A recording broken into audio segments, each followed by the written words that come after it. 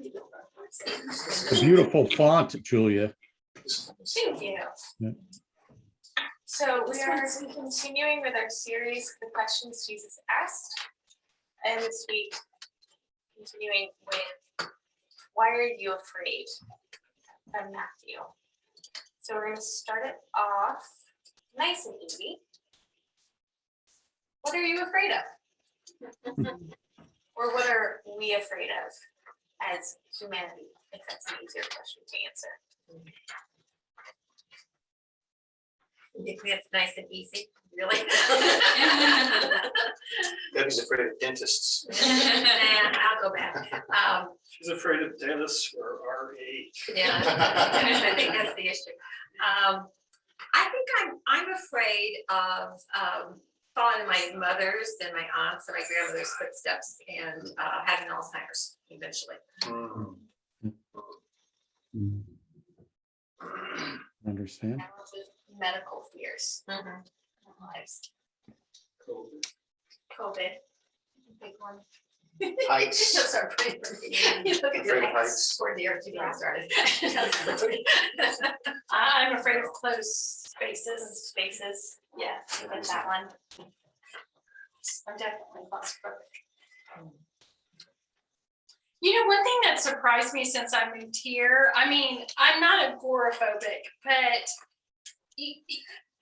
it's been hard to get out and do stuff, you know, and I feel like at a younger age, it was easier to make that adjustment to a new place. But here it's been harder to get out on my own and do stuff. If I'm with Chris, I'm fine, you know, because he's in charge of driving and navigating and all that stuff. But on my own, I'm just like, oh, I don't really need that. Whatever it is, I don't need it. I'm not going to go by myself and go shopping. You know, or I'm going to try to find it online. So I'm a little bit, it's just weird. Well, navigating here is not easy. It's not. I was gonna say that has something to do with Connecticut roads. And Connecticut's allergic to streetlights, apparently.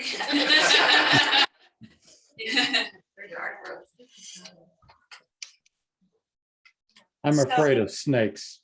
Snakes. I'm terrified of snakes. Yeah, lots of things to be afraid of. And New York Times did a piece last October asking students age 13 to 18 what they were afraid of.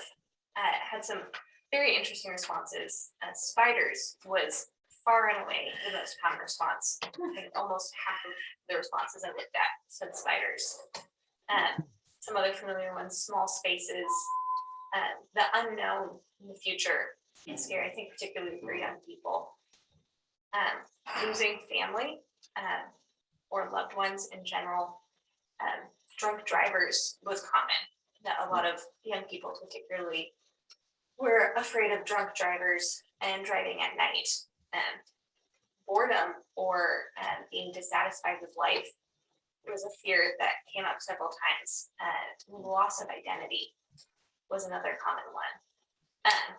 And so even from a young age, from teenagers, from the very small and relatively inconsequential things that we can all relate to and laugh at, to the much deeper things that we don't even want to think about. We are thinking a lot about fear, and fear is guiding a lot of our choices. And one of the responses in particular, he almost listed out all of his fears and then wrote several sentences for each on how he avoids that specific fear. And you could just see in that particular response how these fears were guiding his life. On the opposite end of the spectrum, New York Times also just published a piece on Olympic athletes and fear. And this quote from Eileen Gu, who's a free skier, says, "It doesn't take long, unfortunately, for uncertainty to override confidence. Imperfect preparation moistens my palms, pushes that tight spot down into my stomach, and makes each breath shallower than the last. It's not panic, but something like dread. Danger, cries every evolutionary instinct. If I should choose to look past this safety mechanism, my body may act autonomously in the air, twisting out of rotation and forcing me to brace for impact out of fear that full commitment to the trick may end in disaster. Hmm. So we see that even though fear does have a benefit, it keeps us safe. There's an evolutionary instinct involved. Those same instincts that are meant to keep us safe often actually put us in danger. That when we are overcome and overtaken by our fear, we lose control and we put ourselves in more danger than we were before. So with that, we lead into our question for the day. It comes from Matthew chapter 8, where Jesus has been traveling with his disciples and preaching. And after one particular moment of preaching, he gets on a boat with his disciples. And picking up in verse 23, and when he got into the boat, his disciples followed him. A windstorm arose on the sea, so great that the boat was being swamped by the waves, but he was asleep. And they went up and woke him up, saying, Lord, save us, we are perishing. And he said to them, why are you afraid, you of little faith? Then he got up and rebuked the winds and the sea, and there was a dead calm. They were amazed, saying, what sort of man is this, that even the winds and the waves obey him? And something I always think interesting about this story is that the ancient Jewish people, by and large, were not seafarers. They didn't travel or trade overseas, and they didn't have any kind of navy in the nation of Israel. By and large, the sea was the embodiment of chaos and unpredictability and danger and fear. It was the scariest thing they could think of. And particularly here in the Sea of Galilee, which was particularly prone to these sorts of windstorms that came on very suddenly. This situation was the manifestation of the disciples' worst nightmare. And this was the very thing they were taught to be afraid of their entire life. And in the face of it, Jesus turns to them and asks them where their faith is. So here we see Jesus offering faith and fear as opposite ends of a spectrum. And in his commentary on the book of Matthew, N.T. Wright says, the proper response to Jesus is faith. Again, this isn't the general religious response to the world around. A religious response to a great storm at sea might be awe and terror, or a frightened prayer to a sea god. No, this faith is quite simply a trust that Jesus is the sovereign one who has authority over the elements. And the disciples didn't have much of this faith. We now start to realize something that Matthew is telling us bit by bit, that other people, like the centurion at Capernaum, had a sharply focused and quite striking faith. And yet Jesus' own followers, despite seeing all he had done, weren't quite in the same league. So when Jesus asks, why are you so afraid? He's saying, why don't you trust me? Or what fear is more important than my power? And so when we look at our own lives and our own fears, we ask ourselves the same question. Why are we so afraid? What makes it so difficult for us to trust in God? Coming at you with all the easy questions tonight.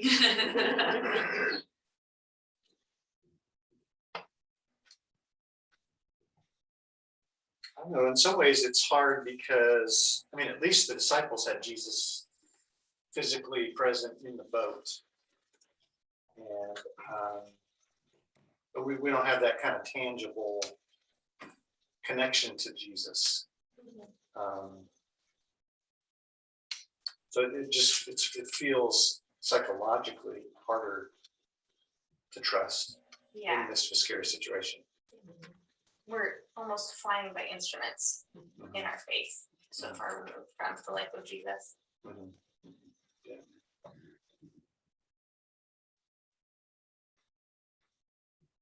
Well, I think that sometimes we fear because we've seen other people in a situation that we're fearful of and see that they experienced somewhat a disastrous experience. It was a really bad experience for them and for people around them.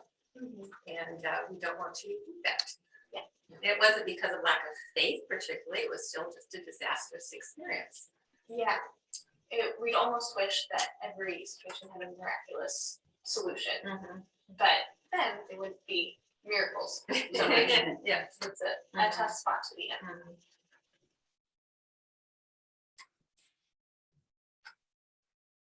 I think for me, the idea of being afraid, it goes back to the last point that was that 13 to 18-year-olds you said, the list.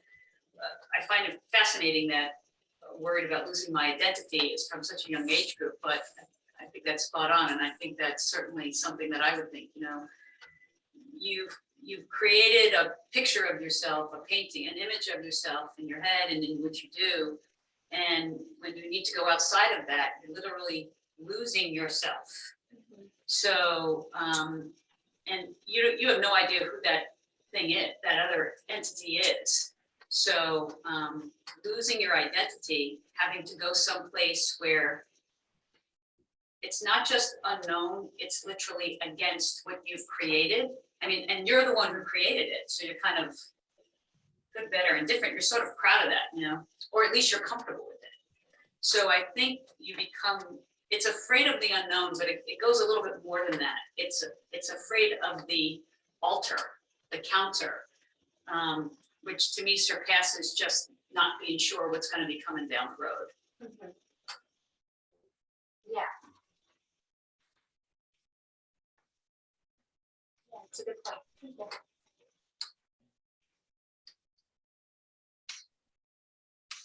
I think someone online should share.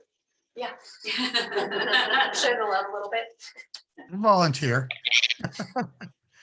I think this might be a little esoteric, but hold on just a minute.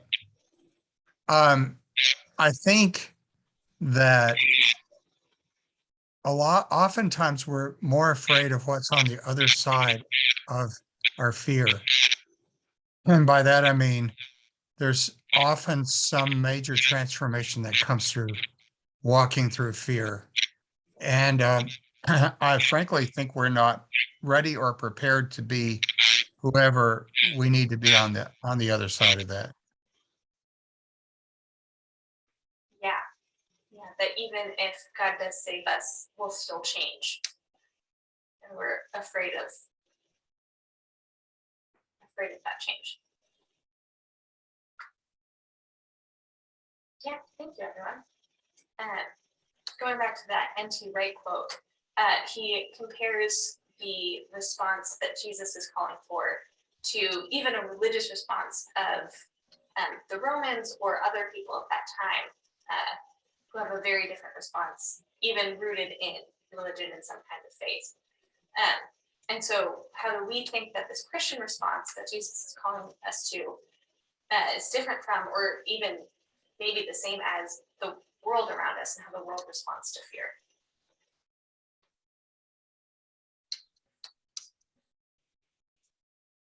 The world responds to fear, but with aggression and pushback and war and anger and pushing my point and closing you down. And the Christian response, theoretically, is just the opposite of that.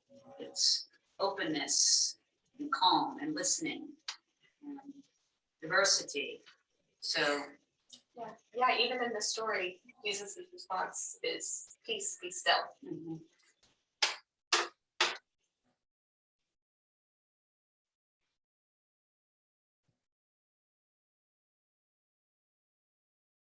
I guess I think of,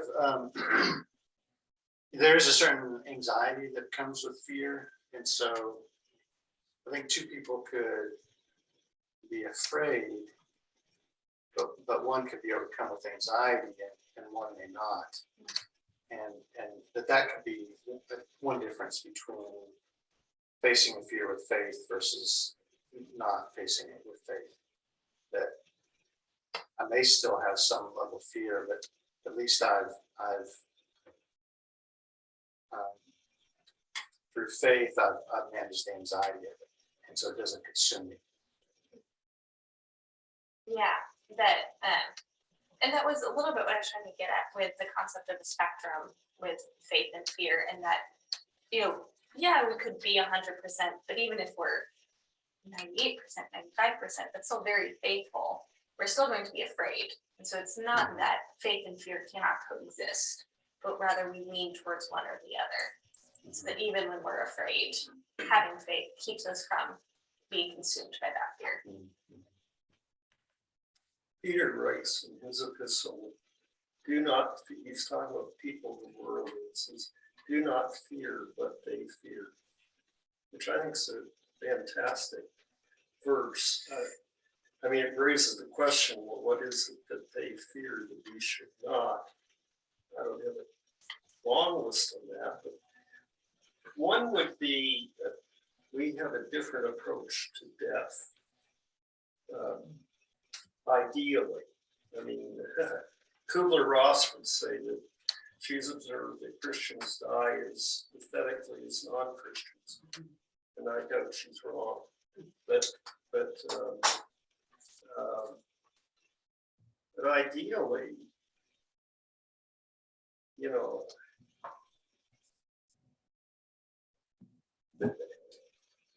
I don't want to say like I don't fear death, like, you know, I'm the most courageous person in the world. You know, that's not really it. But I guess what I'm saying is philosophically, I do not fear death.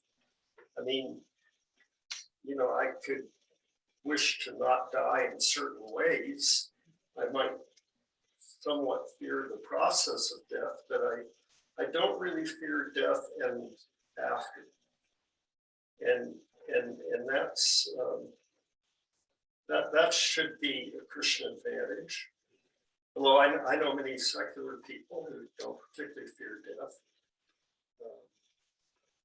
But I, you know, all sorts of things in America, you know, getting ahead, status, the corner office in a corporation.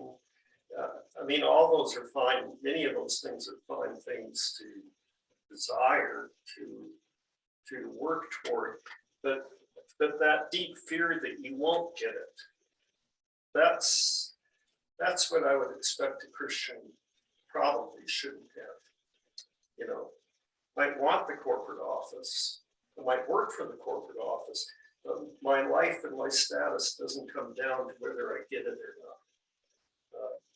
There are all sorts of things that have to do with worldly ambition that I think a lot of people are driven by the fear that they will not get that. And I just kind of go,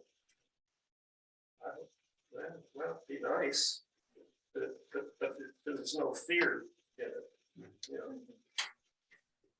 I think there's probably a whole bunch of other things. I mean, I think what Peter says there, do not fear what they fear. And there's actually a text around there. You could probably figure out a few words from that.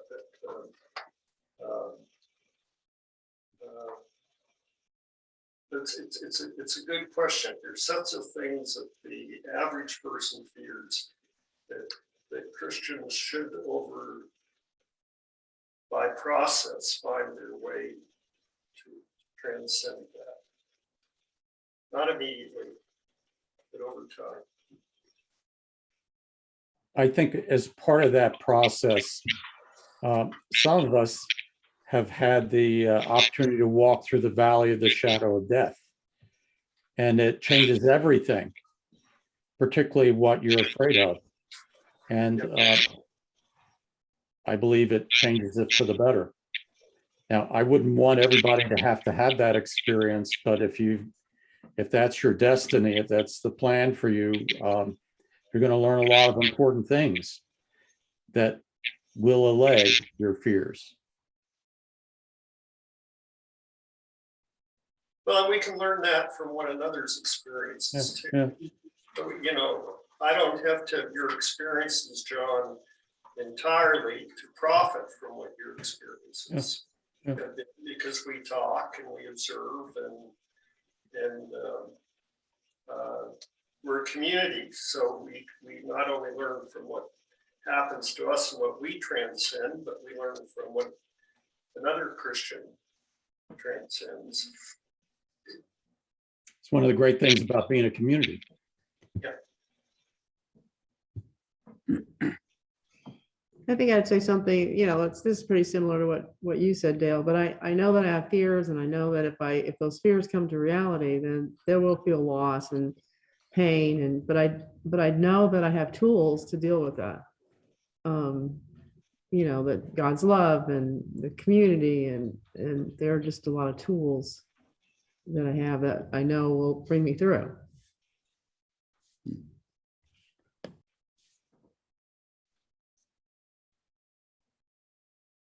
Now, the irony of what Dale was talking about is that we've all experienced death all around us. And right now we're experiencing people that are close to us that may be in the process of dying. But the reality is we're all still here. So for the dozen times that I may have feared dying, I didn't. And to think about the alternative is that to not fear death is totally transformative. Oh my goodness.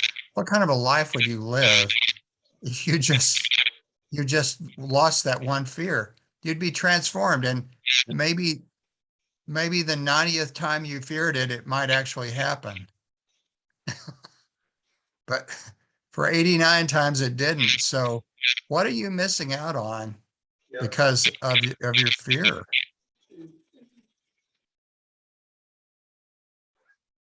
Julia, Yeah. Go ahead, Robert. can I read something? Oh, please do. Dale made me think of this section here. I declare to you, brothers and sisters, that flesh and blood cannot inherit the kingdom of God, nor does the perishable inherit the imperishable. Listen, I tell you a mystery. We will not all sleep, but we will all be changed in a flash, in a twinkling of an eye, at the last trumpet. For the trumpet will sound, the dead will be raised imperishable, and mortal with immortality. When the perishable has been clothed with the imperishable, and the mortal with the immortality, then this saying that is written will come true. Death has been swallowed up in victory. Where, O death, is your sting? Where, O death, is your sting? The sting of death and the power of sin is the law, but thanks be to God, he gives us victory through our Lord Jesus Christ. Yeah, that's a real. Good job, Robert. Yeah, it really points us back to this idea of God's sovereignty and that God is in control. Thank you for sharing that. Well, a fundamental thing on, why, what people really fear, a huge one in a normal church, which hopefully we're not. I think we're not, for good and for ill. But the hell, the fear of hell just presides over Christian faith. It shouldn't, but over the centuries, it moved up the scale to the key doctrine, and which is sort of weird from a historical standpoint, but that's what it did. And it's sort of nice to take the justice of God seriously, but also the grace of God, and not particularly, maybe you should give hell a little more thought than I do, but absolutely no fear, none. The whole issue of uncertainty. I think as much as anything, people probably fear that. I want my life. I've got my life lined up to avoid the things I do not want to happen. I've got a course set, and then, oops, it didn't. I'm fearing that the course won't hold. I don't want uncertainty. I think that's a pretty, prevalent human condition. And I think eventually a Christian, and other people too, but a Christian get to the point where, why isn't uncertainty your friend? I mean, why isn't the fact that suddenly it didn't go the way we expected, that could be a window into a better way, you know? And believing in a, you know, benevolent, loving God, you would kind of expect that uncertainty is not something particularly feared. You know, you like to have a plan. You like to achieve some good things that you kind of feel you can. But just the notion of, I have to know how next week's going to go. I have to know how that's going to go. I have to, probably you don't. I wonder though, going off in a different direction, if we shouldn't be somewhat fearful of sin. Yes. You know, so like, I think the ability to avoid being truthful. Now, I think standard of truthfulness has really fallen low. And maybe we should be fearful of that, or maybe we should be fearful of divisiveness, or maybe we should be more fearful of just being impatient with each other. Maybe we should be more fearful of jealousy, you know, so maybe that's more fear, like respect God fear, but yeah, but and so it seems weird to say respect sin, but respect the power that can have it in your life if not attended to. Yeah, have a healthy respect for what sin can do in your life unchecked. Which is kind of akin to hell, but not Yeah, exactly. Yeah, that's a really good point, because sin is really destructive. The traditional notion of hell, which I do not believe in, I don't see a destructiveness in the traditional view because I don't believe it. But I do believe in the destructiveness of sin. You know, the damage I do to myself, the damage I do to others. Yeah. Thank you for great responses. Hey, Julia, I think this is a really good topic. And I guess, I'm thinking that, a lot of the discussion has been around, eliminating fear, or at least that's what I've heard. Wouldn't it be nice if we didn't fear? And I don't know if that's necessarily the way I see it. I think that, just what your question is here, it's like, how do we respond to that fear? Because I think fear in and of itself is not bad. I mean, we've talked about examples where it's good and some where, I think it's our response to that. And it's,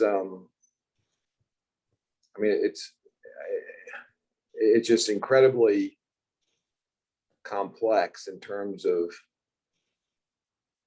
the level of fear that we feel, and how that, you said at the very beginning, how that motivates us throughout our life, and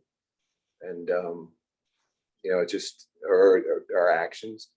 So I guess I'm just thinking I don't want to eliminate it. I just want to be in a position where when I feel it, I can take the time to respond to that in the way that I'm trusting God. So I just thought I'd throw that out there. Yeah, no, that's a great point. And especially because, as much as we talk about how to eliminate fear, we won't. It's part of the human experience and it's very natural. And it's certainly nothing to be ashamed of.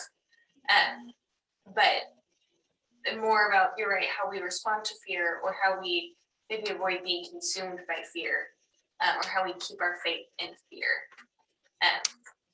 Because it's going to be part of our lives. So it's a really good point. Thank you. I think the question, why are you so afraid, goes to the point that Mike's making.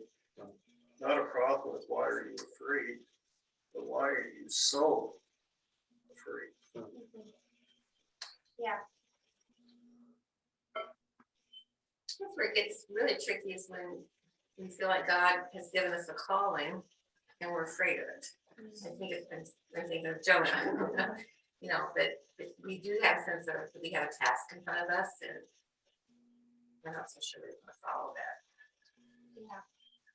Yeah, what happens when we're afraid of God? I really love Mike's point, and to me, you can really split it into two things. There's fear in isolation, and then there's fear in community. And those are really two different things. If I'm facing a fear with someone, it just is completely different than if I'm alone in a dark room fretting over something all by myself. And they had the very presence of God in a boat. You know,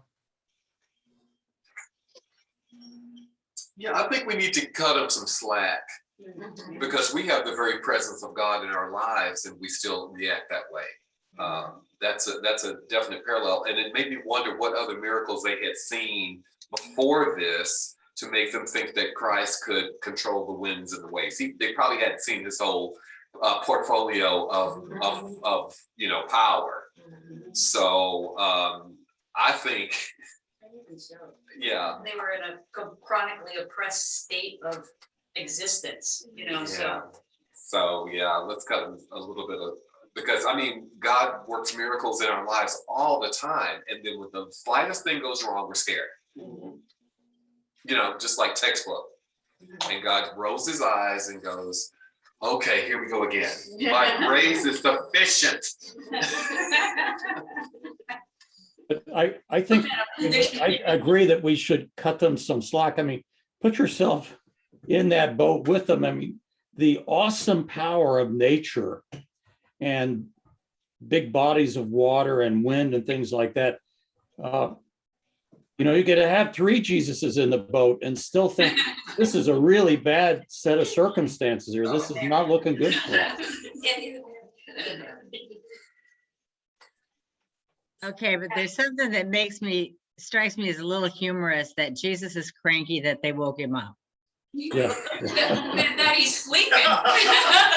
Yeah, it's like, you're that scared you needed to wake me up. But just was, and it's such a, in complete contrast to their response. They think their lives are in danger, and he's kind of like, you needed to wake me up for this? Okay. Let me get some sleep, calm the winds, calm the waves, go back to sleep. It's passages like that that make me think sometimes we miss the humor that's supposed to be there. We don't always get the way it was delivered. Well, this translation said he rebuked the wind and the waves. And then when I heard the word rebuke, I just saw him stand up and say, shut up! I'm trying to play. Shut up already! You woke me for this? Yes. He has to have a New York accent. You Shut woke up me for already. this? Oh, my gosh. All right, this was good. Thank you. We need to move on. Rebuke you. So going back to that concept of faith and fear as a spectrum, and leaning into the faith side, I think it's also important to note that Jesus asked the disciples about their faith before he calms the storm.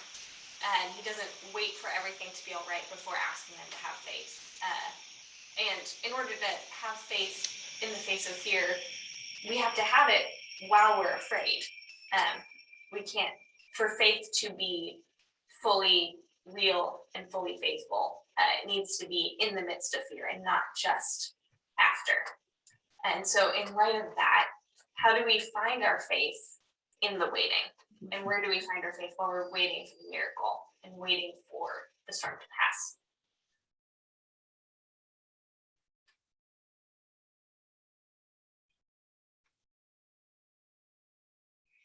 Sometimes we need other people to find it for us, someone else to speak words of faith and courage that we can't quite find ourselves. Yeah. And we rely on the faith that they have in that situation. Yeah, going back to that concept of community. Yeah. How important it is. We rely on past experience.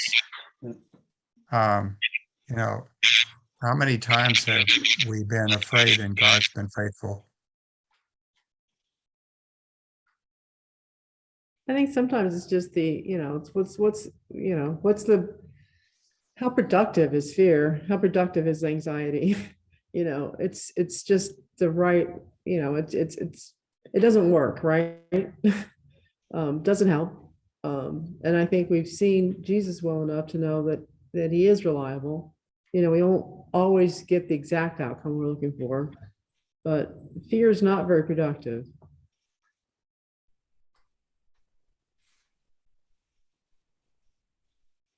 I mean, it helps sometimes. This is Mike said. I mean, if you're, you want to be afraid of a fire, so you do, motivated to get away from it. But, just living in fear, living in anxiety isn't very productive. Yeah, exactly. I see some people are capable, or they know enough scripture that they can kind of find scripture that's encouraging to them, that recenters them and gives them courage to move forward, or just, have that faith that the Lord is in this and he will be with me through this. Robert can do that.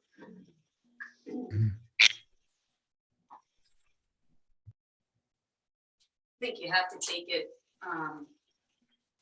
like you would take any task. And while I think knowing that fear isn't productive or anxiety isn't productive, I don't know if that's amply concrete enough to assist you in moving to a different place. So, feeling when you're in waiting, and you could be in waiting for a really long time, I think community is critical. And the tendency, of course, is to do the opposite, is to retreat, as Debbie knows, specifically and especially.